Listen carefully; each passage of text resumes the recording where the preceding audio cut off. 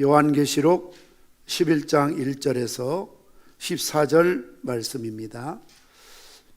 좀 본문이 길기 때문에 오늘은 좀 교독을 하도록 하시겠습니다. 내용을 잘 파악할 수 있도록 여러분이 함께 제가 1절 읽고 여러분 한 절 읽어주시면 감사하겠습니다. 또 내게 지팡이 같은 갈대를 주며 말하기를 일어나서 하나님의 성전과 제단과 그 안에서 경배하는 자들을 측량하되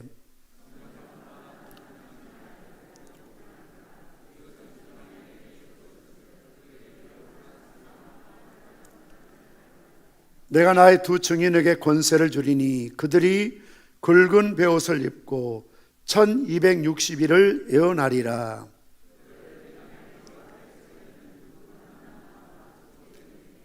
만일 누구든지 그들을 해하고자 하면 그들의 입에서 불이 나와서 그들의 원수를 삼켜버릴 것이요 누구든지 그들을 해하고자 하면 반드시 그와 같이 죽임을 당하리라.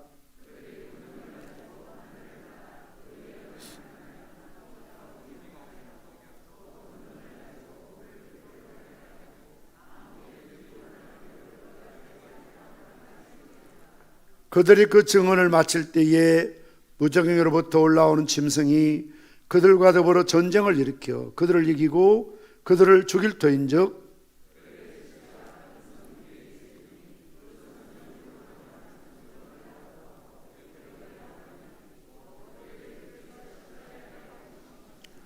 백성들과 족속과 방언과 나라 중에서 사람들이 그 시체를 사흘 반 동안을 보며 무덤에 장사하지 못하게 하리로다.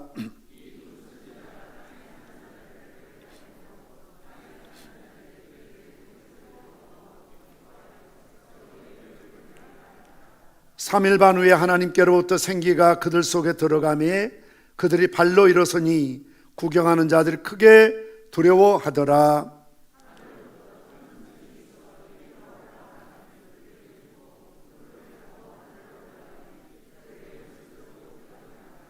그때 큰 지진이 나서 성 10분의 1이 무너지고 지진에 죽은 사람이 7천이라 그 남는 자들이 두려워하여 영광을 하늘의 하나님께 돌리더라.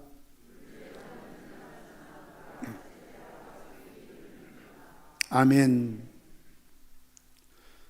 요한계시록에는 중요한 몸통을 구성하고 있는 세 가지 심판의 시리즈가 있습니다. 이 틀을 이해하고 꽉 붙들고 읽으면 훨씬 어렵게 비유적으로 상징적으로 묘사되어 있음에도 불구하고 이해가 쉬워집니다. 첫 번째는 일곱째인 심판과 두 번째는 일곱 나팔 심판과 세 번째는 일곱 대접 심판입니다. 심판이라는 동일한 주제를 세 번씩이나 반복하여 기록한 것은 그만큼 중요하다는 사실을 의미하고 있습니다. 세 개의 심판 시리즈 인과 나팔과 대접의 심판이 진행되면서 강도가 심화되어 가는 것을 볼 수가 있습니다. 다시 말씀드리면 인 심판 시리즈보다는 나팔 심판 시리즈가, 나팔 심판 시리즈보다는 대접 심판 시리즈가 점층적으로 그 심판의 강도가 심화되어 가고 있습니다. 이런 심판의 메시지는 결국 마지막에 바벨론의 멸망과 새 예루살렘의 찬란한 등장으로 완성되어집니다. 곧 바벨론으로 상징되는 이 땅의 악의 총체적인 세력이 완전히 제거되는 심판이고 동시에 그 악의 세력에 의해서 더럽혀졌던 땅과 하늘과 바다와 산을 새롭게 하며 새 예루살렘 하늘 성전이 새 창조의 주인이 되게 하시는 최종 지옥과 천국의 완성을 우리에게 보여주고 있습니다. 오늘 본문과 관련하여 인심판 시리즈가 6장 1절에서부터 첫 인을 떼기 시작하여 차례대로 봉인을 떼는데 8장 1절에서 마지막 7째 봉인을 떼기까지 재앙은 점점점 강해져 갔습니다. 그런데 눈여겨보아야 될 한 가지 사실은 이런 재앙의 강도가 점점점 심화되고 강해져 가고 있지만 그럼에도 불구하고 사람들이 회개하지 않는다는 것이죠.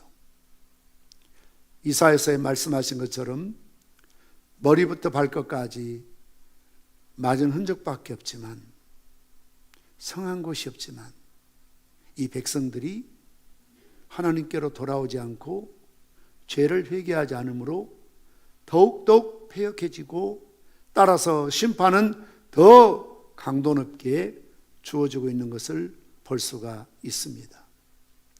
우리가 아이들을 키우다가 어떤 잘못하면 부모가 꾸지람하지요. 그러면 빨리 잘못했습니다, 조심하겠습니다 하면 끝날 일인데, 자꾸 변명하고 고집 피우고 자기 논리로 막 그냥 그렇게 때를 쓰면 어떻게 합니까?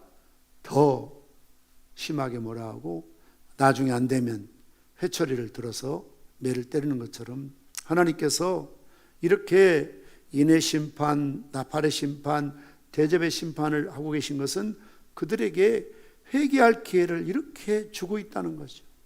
돌이킬 기회를.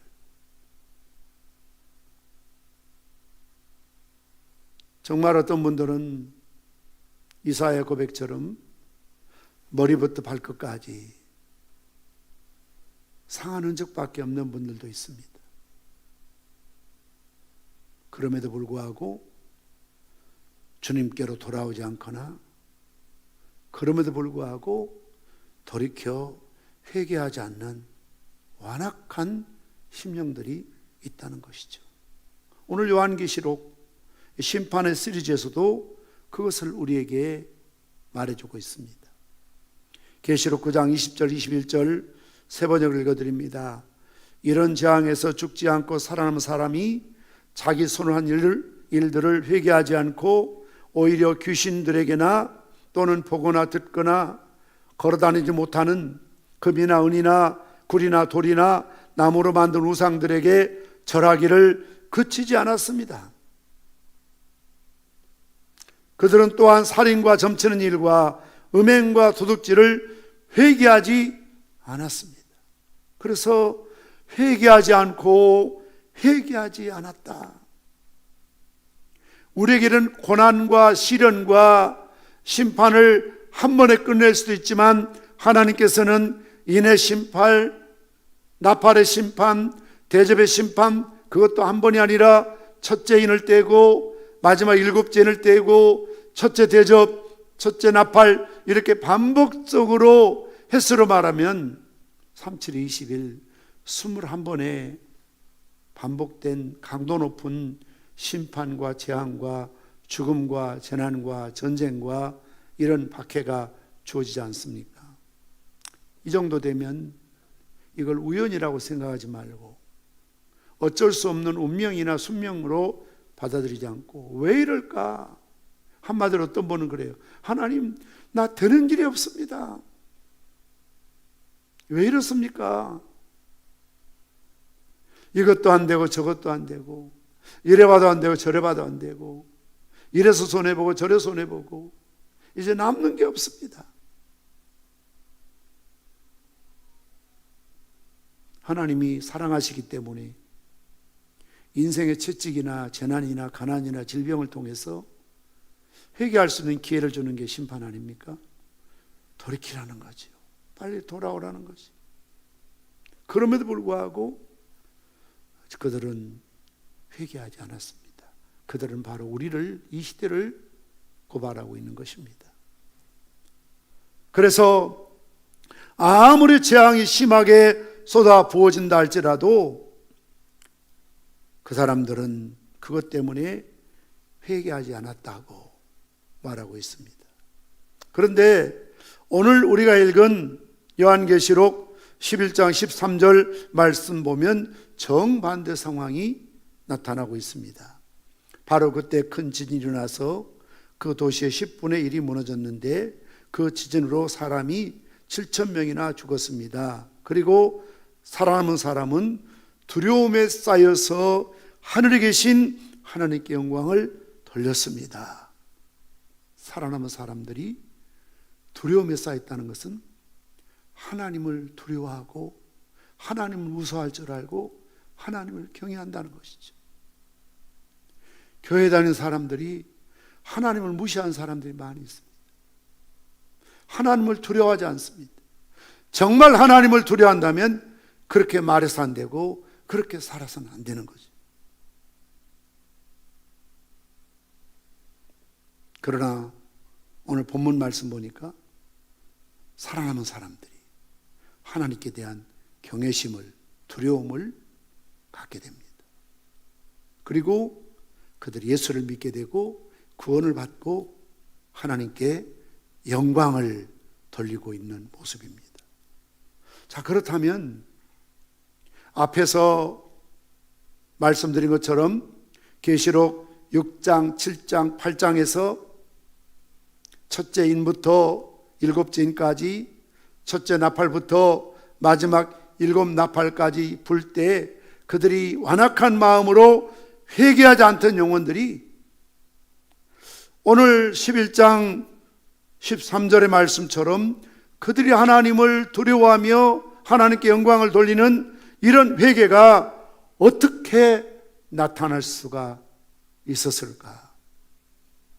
그 이유와 대답을 계시록 10장과 본문 11장에서 말씀하고 있습니다.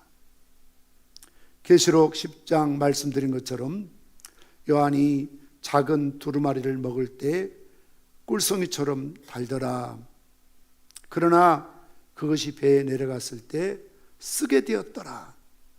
우리가 예배드리고 말씀 받을 때는 꿀송이처럼 다는 기쁨이 있지만 이 말씀을 들고 삶의 현장에 나아가서 특히 불신자들에게 전도할 때에 그들의 반응은 너무나 완악합니다. 복음 전하는 자들을 대적하고 그들을 잡아 죽이고 옥에 가두고 짐승의 밥이 되게 하고 살아있는 채로 불을 태워 화형을 시키는 게 초대교회 복음 전하는 자들이 갖는 결과였습니다. 그러니 얼마나 쓰고 또 씁니까? 그러함에도 불구하고 하나님의 음성은 다시 예언하여 하리라. 예언한다는 것은 복음을 전해야 된다는 것입니다. 우리가 은혜 받은 만큼, 사랑받은 만큼 정말 나가서 열심히 하나님의 복음을 전하며 전도하며 선교해야 한다는 것이죠. 그러면서 오늘 11장에는 소 제목에 두 증인이라고 되어 있습니다. 과연 여기서 나오는 두 증인은 누구일까? 다양한 견해가 있지요. 어떤 이단에서는 이단의 교주와 또 누구라고 억지로 그걸 끼워 맞춰서 설명하고 있습니다만 항상 우리는 성경은 성경으로 풀어야 하고 우리가 성경을 이해할 때 한 구절씩 떼다가 자기 편의적으로 입맛에 맞도록 그렇게 억지로 교리를 만들어서 쇠뇌시키는 것이 아니라 창세기부터 요한계시록까지 이걸 통시적이라고 그래요. 뚫어보아야 돼. 뚫어보아서 전체적인 문장의 맥락을 봐야지 한 부분만 끄집어내면 앞뒤 잘라버리면 아무 의미가 없어요. 그리고 엉뚱한 해석을 낳아요. 그래서 성경을 통시적으로 우리는 보아야 되는 것이죠. 많은 개혁주의, 복음주의 성경학자들은 이 두 증인을 증거하는 사명을 가진 교회로 이해를 하고 있습니다. 두 증인, 두 사람인데요. 이것은 법정수라고 합니다. 신명기 19장 15절 말씀 보면 사람의 모든 악에 관하여 또한 모든 죄에 관하여는 한 증인으로만 정할 것이 아니요 두 증인의 입으로나 또는 세 증인의 입으로 그 사건을 확정할 것이며, 뭘 말합니까? 어떤 사람이 죄를 지었을 때 두 사람 이상의 증인이 필요하다는 겁니다.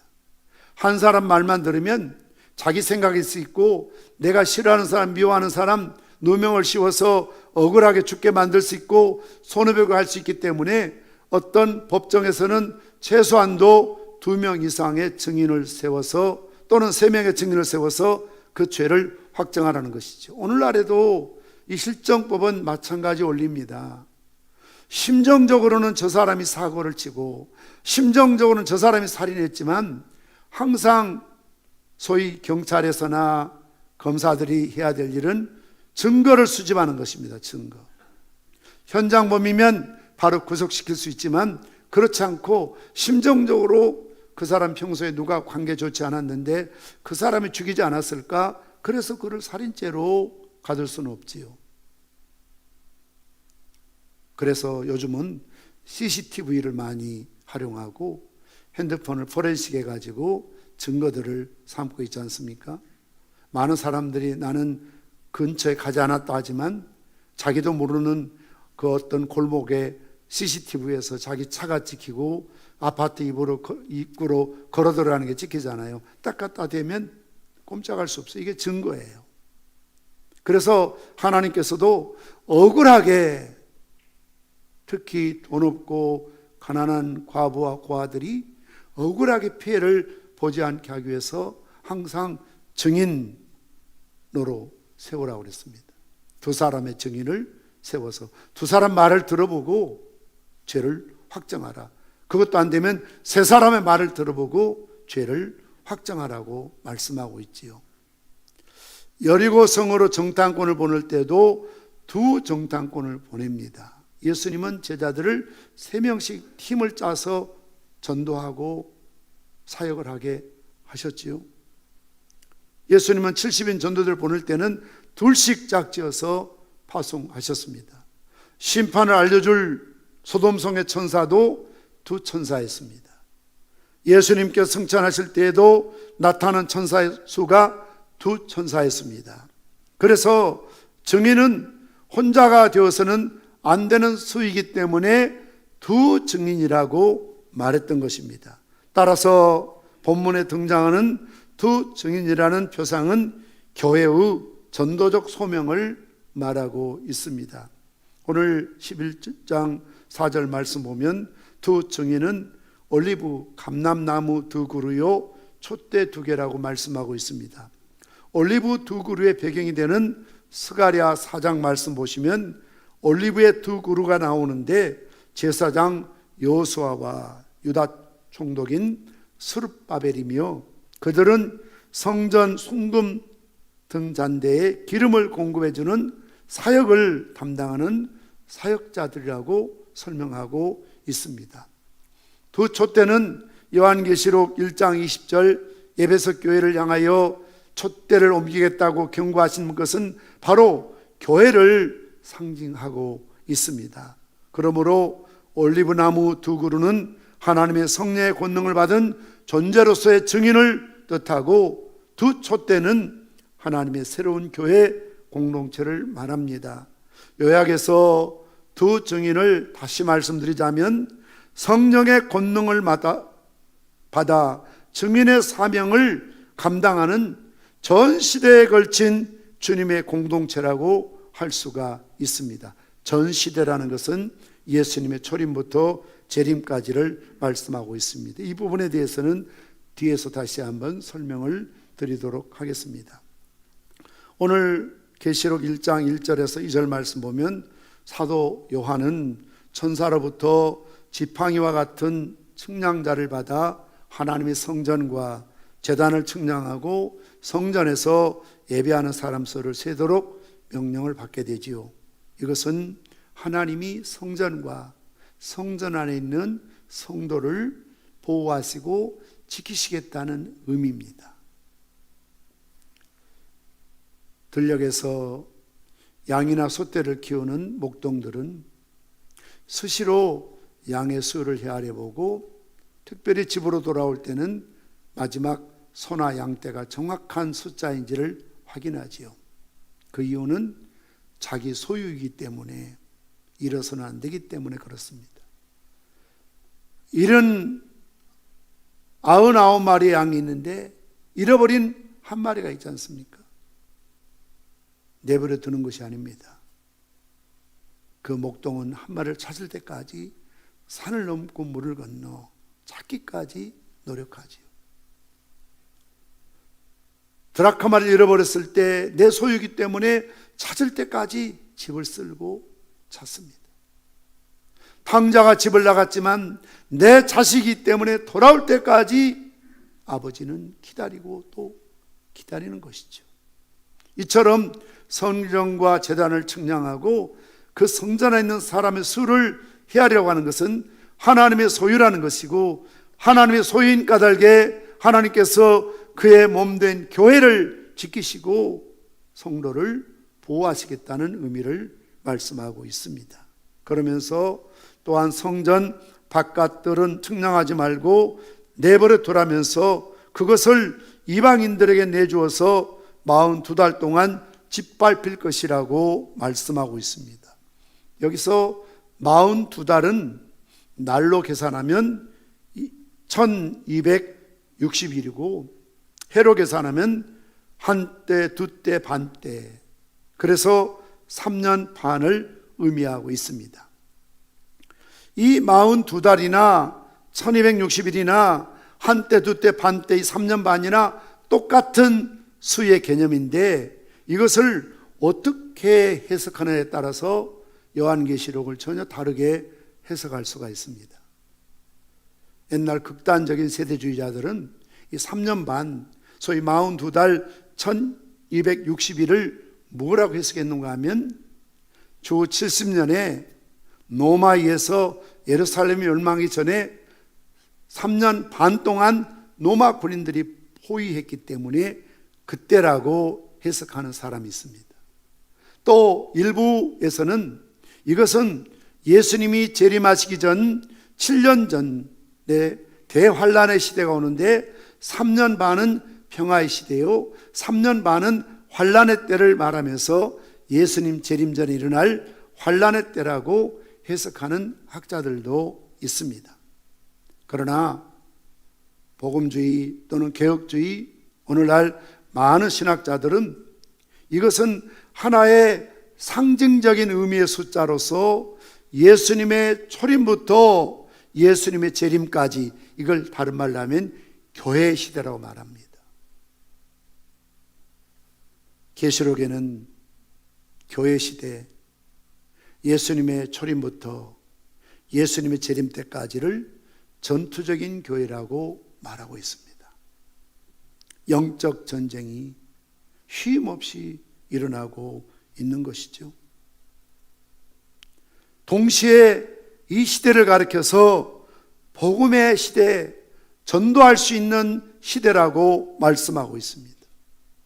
바로 10장 요한의 두루마기를 먹는 사건과 11장의 두 증인의 복음 증거 사명을 감당했을 때에 결론적으로 오늘 13절의 말씀처럼 그들이 두려워하며 예수 믿고 구원받고 하나님께 영광을 돌리는 회개 운동이 일어나게 되었다는 것을 말씀하고 있는 것이죠. 다시 말씀드리면 교회가 증인의 사명을 감당할 때 구원이 임한다는 것입니다. 그렇다면 증인인 교회는 어떻게 이 중요한 사명을 충성스럽게 감당할 수가 있겠습니까? 첫째는 오늘 두 증인은 능력을 부여받습니다. 그 내용이 3절에 기록되고 있습니다. 나는 내 두 증인에게 예언하는 능력을 줄 것이다. 그들은 1260일 동안 상복을 입고 예언할 것이다. 이 기간 동안 두 증인이 교회가 예언하는데 능력을 주신다고 말씀하고 있습니다. 그러면서 구체적으로 그 능력을 표현할 때 5절 말씀처럼 그들을 해하려고 하는 사람이 있으면 그들의 입에서 불이 나와서 그 원수들을 삼켜버릴 것입니다. 그들을 해하려고 하는 사람은 누구나 이와 같이 죽임을 당하고 말 것입니다. 이것은 열왕기하 1장 엘리사가 아하시아 왕이 보낸 신하와 군사 50명을 불로 살라버린 사건을 배경으로 말씀하고 있습니다.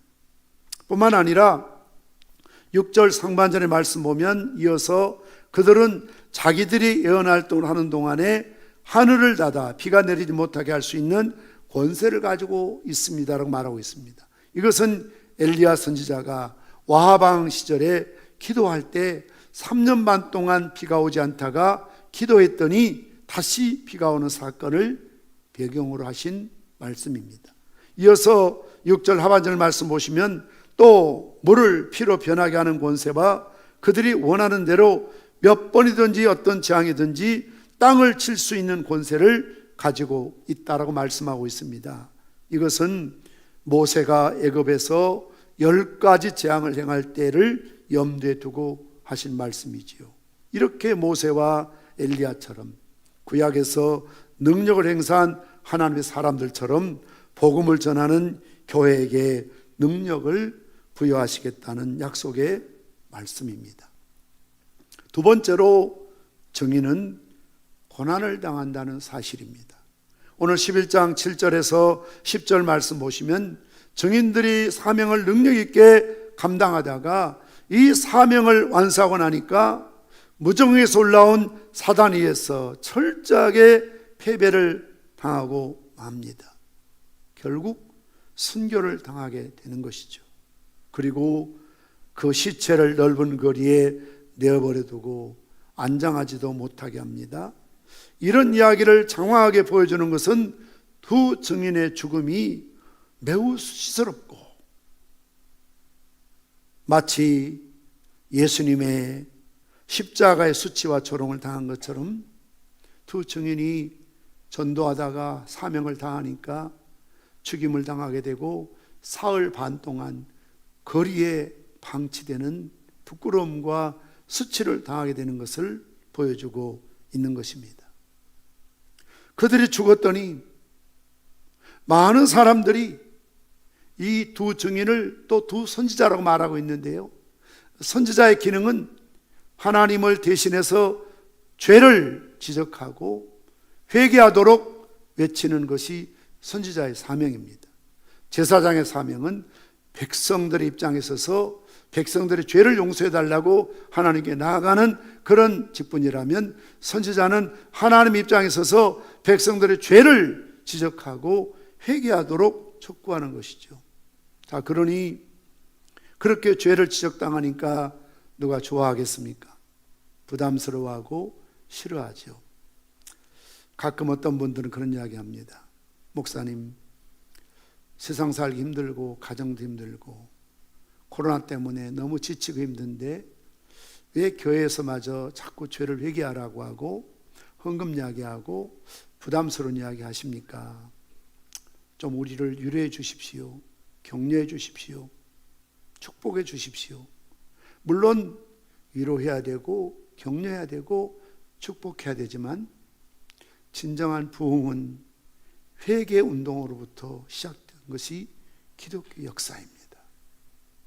내 심령의 부흥도, 내 가정의 부흥도, 우리 교회도, 이 나라의 민족도, 우리 교단도 어떤 기도에도 항상 회개 운동이 있을 때 부흥의 역사가 일어나게 되어 있습니다. 회개 없는 부흥은 없습니다, 여러분. 그러니 오늘 두 선지자가 그렇게 재앙이 임해도, 그렇게 심판이 임해도 회개할 줄 모르고 회개할 줄 모르는 그들에게 회개를 외쳤던 것이죠. 회개하고 돌아온 자에게는 사죄 은총이 주어지고 생명과 구원이 주어지지만, 회개하지 않는 영혼들은 더욱 강팍해져서 마치 스데반의 설교를 들었던 그들이 돌을 들어서 스데반을 죽이는 것처럼 설교를 듣고 은혜 받는 것이 아니라 오히려 시험에 들어서 설교자들을 미워하고 여러 가지 시비거리를 찾게 되는 것을 볼 수가 있습니다. 그래서 그들은 기뻐하며 서로 선물을 주고받을 쾌제를 부르고 있다라고 말씀하고 있지요. 기독교 역사는 순교 역사입니다. 기독교 황금기는 가장 처절하게 박해를 받을 때에 기독교가 살아 있었습니다. 그러므로 이 땅의 교회는 항상 무서운 고난을 감수해야 합니다. 누구든지 나를 따르거든 자기를 부인하고 자기 십자를 지고 나를 쫓을 것이니라. 좁은 길이요, 눈물 없이 피 없이 못 가는 길 아닙니까? 한 집안에서 누군가 한 사람이 예수를 믿게 되면 모든 집안 식구들이 그를 왕따시키고 원수가 되게 합니다. 신앙이 다르면 그때부터 영적 전쟁이 일어날 수밖에 없습니다. 오늘 두 청년이 보여준 능력은 어쩌면 십자가를 지는 희생의 모습으로 나타나고 있습니다. 하나님께로부터 부여받은 능력을 자기를 미워하고 대적하고 싫어하는 사람들을 죽이고 불로 사르고 어떤 재앙을 불러일으키는 그런 능력으로 사용하는 것이 아니라요, 기독교의 진정한 사랑은, 기독교의 진정한 능력은 용서하는 능력이요, 사랑하는 능력이요, 그들을 품고 함께 가는 것이 우리 교회의 능력이요 기독교의 능력임을 믿으시기를 바랍니다. 우리가 어떤 능력 받아서 내 말 안 듣는 사람, 나를 힘들게 하는 사람 저주하고 죽이고 망하게 하고 멸망시키는 것이 아니라, 비록 나를 지치게 하고 힘들게 하지만 하나님 앞에 그들을 용서해 달라고 기도하고 또 기회를 주고 또 품고 가고 안고 가는 것이 기독교의 사랑의 능력입니다. 초대교회가 칼로, 방패로, 창으로, 데모로, 어떤 무력으로 로마를 지배한 거 아닙니다. 그들은 때리면 맞았습니다. 밟으면 밟혔습니다. 죽이면 죽었습니다. 그리고 그들을 그렇게 싫어하고 증오하는 원수들의 자식들, 고아들을 그들이 키웠습니다. 사랑으로 보살폈습니다. 그래서 로마 말기에 어느 지역의 백부장이 황제에게 올린 상소문에 이런 내용이 지금도 문어 남아 있습니다. 황제시여, 어찌하여 죄 없는 기독교인들을 자꾸 죽이라고 하십니까? 박해하라고 하십니까? 재산을 몰수하라고 하십니까? 공직에서 파면하라고 하십니까?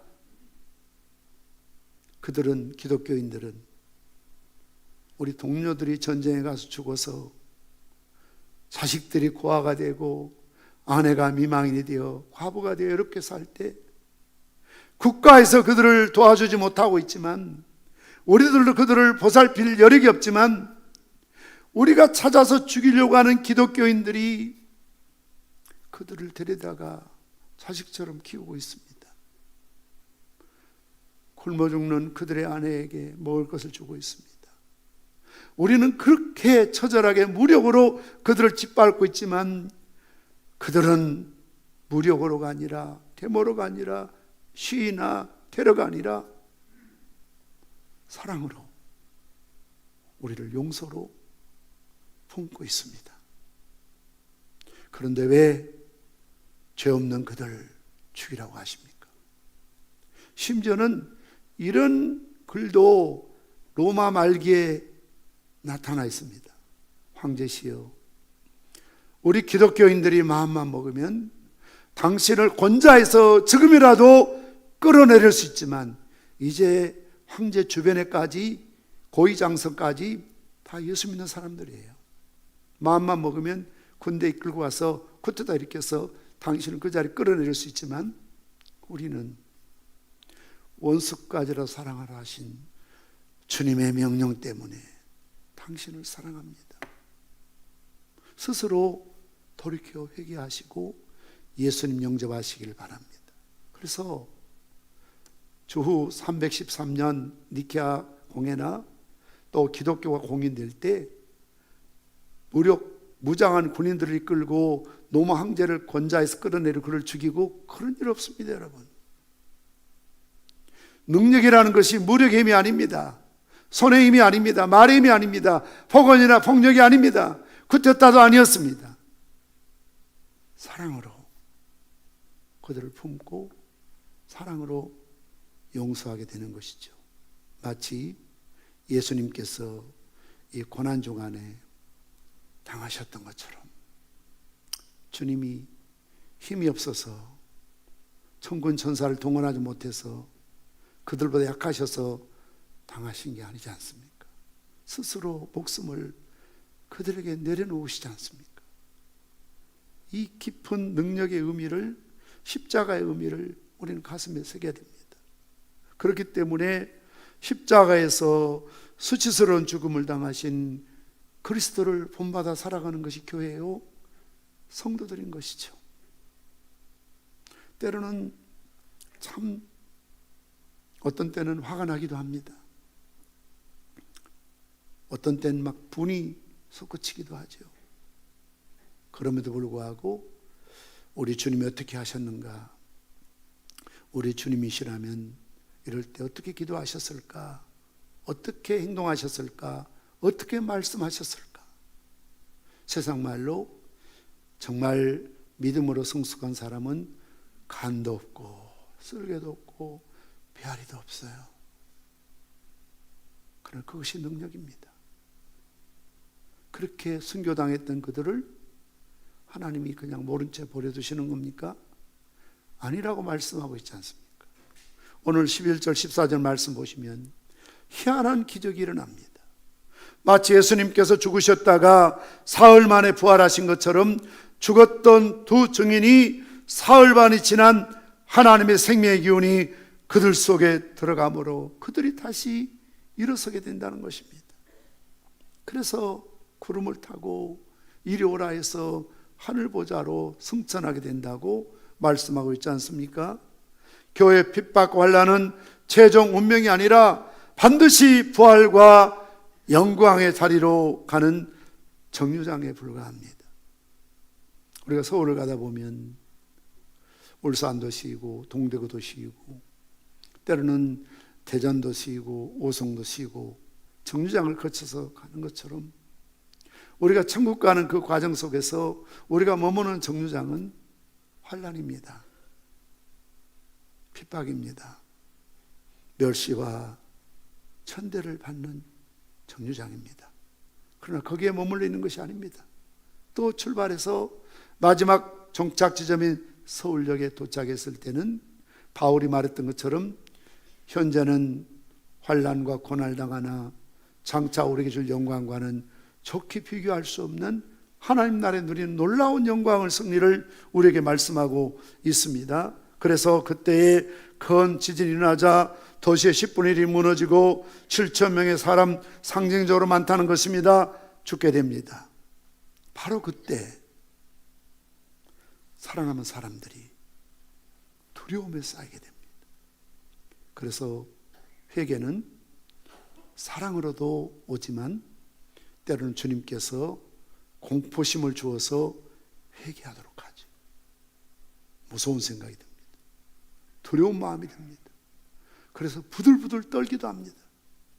이들이 두려워해서 회개하게 되고 예수님 믿게 되고 결국 하나님께 영광을 돌리게 된다는 것입니다. 복음을 전하다 희생하고 순교하는 교회는 증인이기 때문에 하나님께로부터 영광을 받습니다. 하나님이 높여주시는 겁니다. 오늘 우리는 두 증인에 대해서 살펴보았습니다. 사명 있는 자는 죽지 않는다는 말이 있지 않습니까? 하나님께서 친히 역사하시며 보호하시기 때문에 그렇습니다. 우리에게도 증인의 사명이 있습니다, 여러분. 그러므로 예수님의 충성된 증인이 되어서 날마다 복음 전파의 사명을 다하는 우리 평산교회가 되어야 될 줄 믿습니다. 오늘은 성찬의 의미, 성찬의 성례식이 있습니다.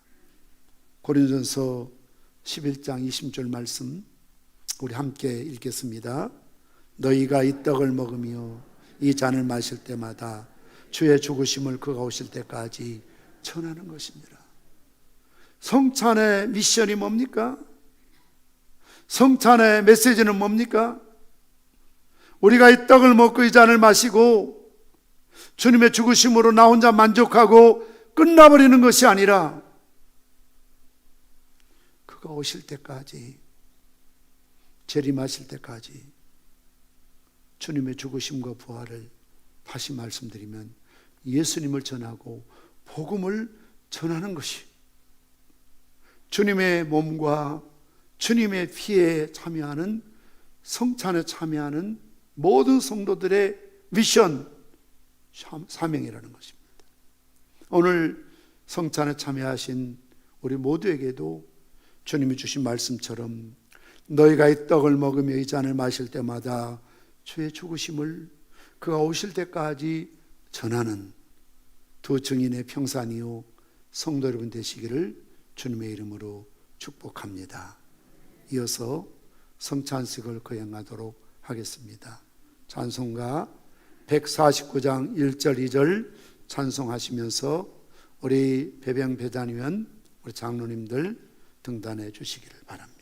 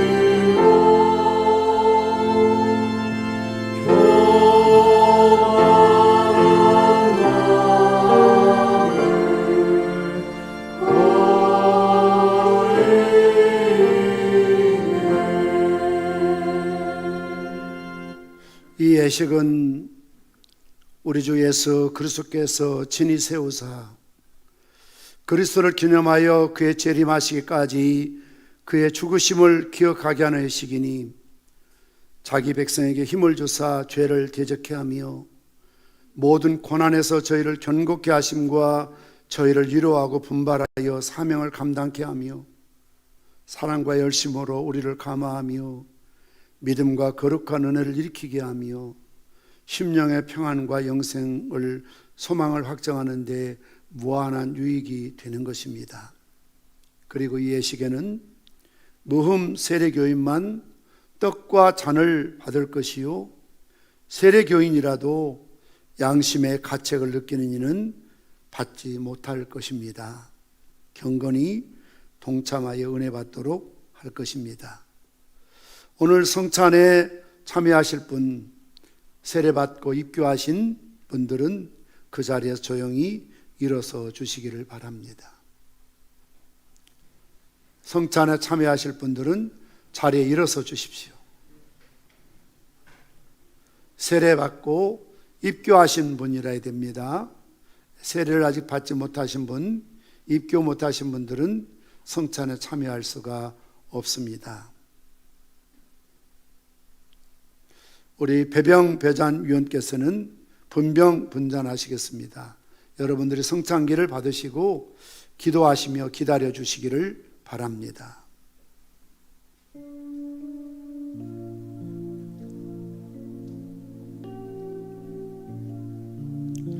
내가 너희에게 전한 것은 주께 받은 것이니 곧 주 예수께서 잡히시던 밤에 떡을 가지사 축사하시고 떼어 이르시되 이것은 너희를 위하는 내 몸이니 이것을 행하여 나를 기념하라 하시고 식후에 또한 이와 같이 잔을 가지시고 이르시되 이 잔은 내 피로 세운 새 언약이니 이것을 행하여 마실 때마다 나를 기념하라 하셨으니 너희가 이 떡을 먹으며 이 잔을 마실 때마다 주의 죽으심을 그가 오실 때까지 전하는 것이니라.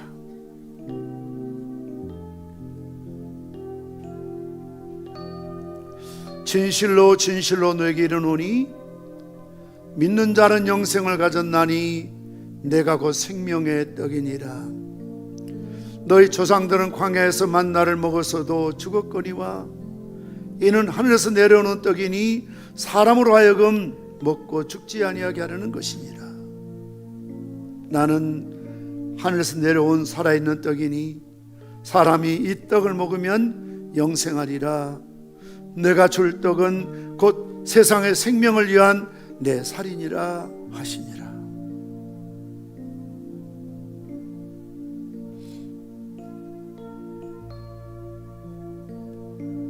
예수께서 이르시되 내가 진실로 진실로 너에게 이르노니 인자의 살을 먹지 아니하고 인자의 피를 마시지 아니하면 너희 속에 생명이 없느니라.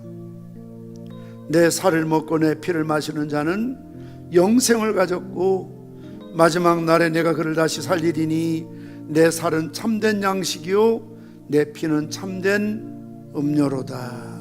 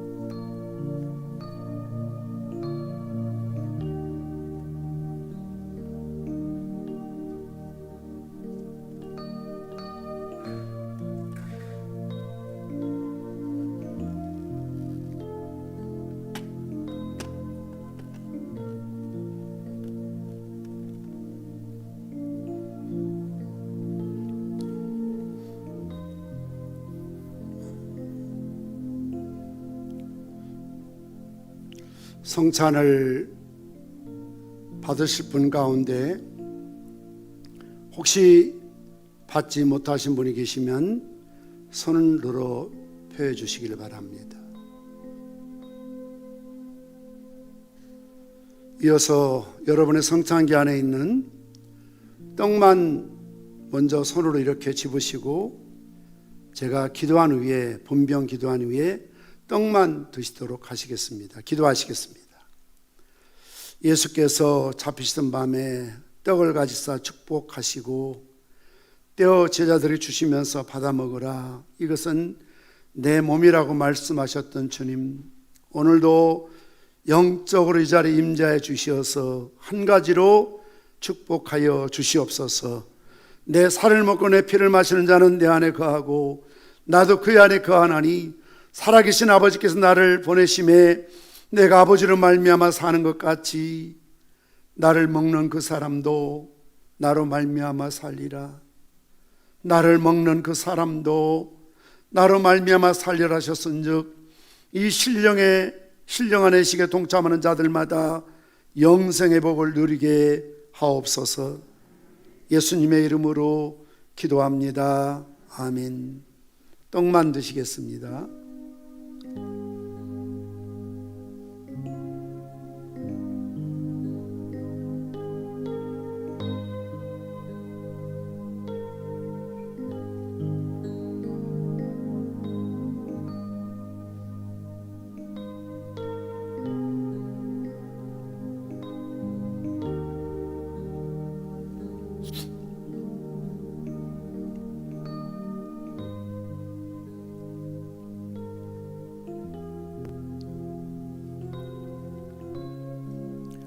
이어서 성찬기 안에 있는 잔을 조심스럽게 쏟아지지 않도록 꺼내시고 제가 분잔기도 하신 후에 받도록 하겠습니다.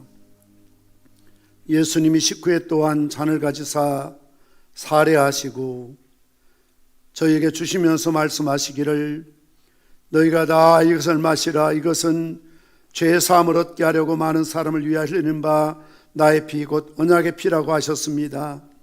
내 살을 먹고 내 피를 마시는 자는 영생을 가졌고 마지막 날에 다시 그를 살리라 하셨으니 주님 이 자리에도 오셔서 이 잔에도 한 가지로 사례하사 이 신령한 예식에 동참하는 권속들에게 사죄 은총을 받게 하시며 영생 복락 면류관을 얻게 하여 주옵소서. 예수님의 이름으로 기도합니다. 아멘. 분잔하시겠습니다.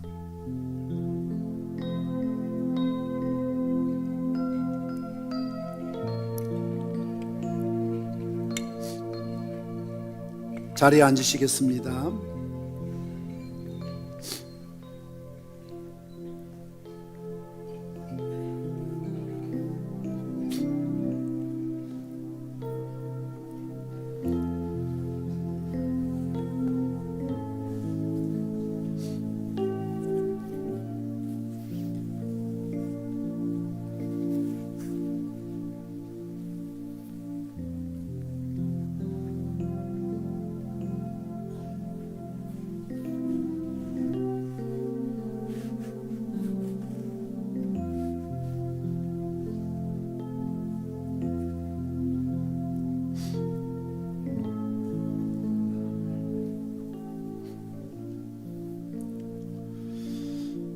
이에 그들이 참여하고 감람산으로 나아가니라. 아멘. 성찬컵은 나가실 때 입구에서 수거하겠습니다. 호기심에라도 개인적으로 가져가지 않도록 꼭 각별하게 주의해 주시기를 바랍니다. 우리 한번 기도하겠습니다. 아버지 하나님, 만물이 주에게서 나오고 주로 말미암고 주에게로 돌아감을 믿습니다. 오늘도 거룩한 성례에 참여한 주의 백성들, 나로 말미암아 살리라 했으니 예수님 때문에 살게 하시고 예수님을 위해 살아갈 수 있도록 붙들어 주시기를 원합니다. 오늘도 우리에게 허락하신 하나님의 크고 놀라우신 사랑을 가슴에 품고 빈손으로 주님 앞에 나오지 아니하고 정성껏 준비한 하나님 헌금을 주님 손에 올려드립니다. 주일 헌금으로, 11조 헌금으로, 헌당 구자 헌금으로, 선교 헌금으로, 셀 선교 헌금, CMS 헌금, 또한 교회를 위해서, 주의 종들을 위해서 여러 모양으로 헌신하며 공개하는 귀한 손길들 붙드시고 축복하여 주시옵시되 하나님이 받으실 만한 향기로운 제물이 되게 하시고 하나님을 기쁘시게 하는 예물 되게 도와주시기를 원합니다. 우리 가운데서 역사하시는 능력대로 우리가 구하거나 생각하는 모든 것에 더 넘치도록 하실 아버지 하나님, 풍성한 것으로 채우시고 갚아 주시옵소서. 흔들어 넘치도록 하나님 채우시고 갚아 주시옵소서. 평생에 사는 날 동안 물질 없어서 마음 뿐이지 않도록, 서름받지 않도록, 무시당하지 않도록 하늘의 신령한 복으로, 온천의 축복으로 이 당대에 우리 후손들에게 채우시고 갚아 주시옵소서. 예수님의 이름으로 축복하며 기도드리옵나이다. 아멘. 우리 다 함께 일어나셔서 먼저 일어나십시오. 우리 교회를 방문하신 분을 소개하고 환영가를 불러드리도록 하겠습니다. 양산 시장 후보로, 예비 후보로 한홍문 집사님 오늘 우리 교회에 참석하셔서 함께 예배를 드리십니다. 양산시의 의장을 역임하셨고 프로필에 보니까 부산에 있는 대학과 다 공부를 하셨네요. 경성대학교, 부산대학교, 동아대학교, 또 동창회장도 하시고 겸임교수도 하셨고, 이렇게 실력 있는 우리 이번에 양산시 시장 후보로 오셨습니다. 여러분들 기도하시고 따뜻하게 대해 주시길 바랍니다. 그리고 저희 교회 출석하고 있습니다만 우리 박인 집사님 이번에 도의원에 이렇게 후보로 나가십니다. 두 분 다 앞으로 나오시죠. 예. 우리 한홍문 양산시장 예비후보, 또 박인 우리 경남도의회 의원의 후보로 이렇게 나오십시오. 우리 환영가 부르도록 하겠습니다.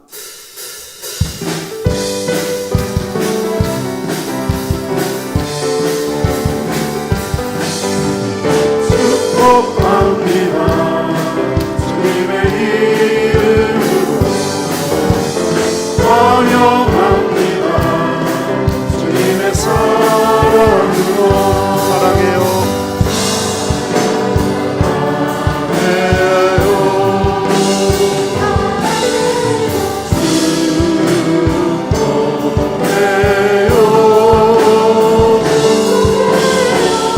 당신의 마음에 우리의 사랑을 드려요.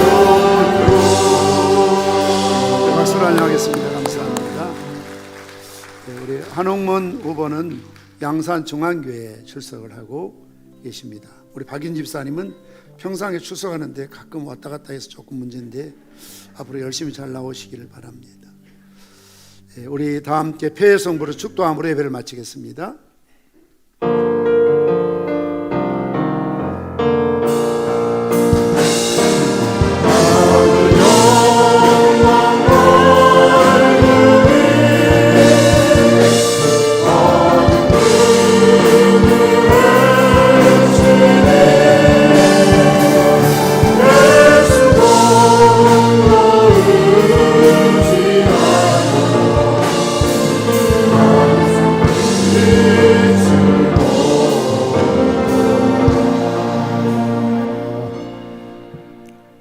이제는 본질상 진노의 자녀들이요 저주받아 영원한 지옥불에 던짐받을 수밖에 없는 우리를 살리시려고 이 땅에 오신, 그리고 살찢고 피 흘려 죽으신 우리 주 예수 그리스도의 은혜와 아들도 아끼지 아니하여 주신 하나님께서 우리가 구하는 것 생각 이상으로 늘 풍성한 것으로 채우시기를 기뻐하시는 아버지 하나님의 측량할 수 없는 사랑하심과 성령님의 감동, 감화, 위로, 축복, 교통하심이 오늘도 더 증인 복음을 전하는 교회, 복음을 전하는 직분자, 복음과 함께 살길 다짐하는 모든 주의 백성들 위해 이제로부터 영원 무궁토록 항상 함께 있을지어다.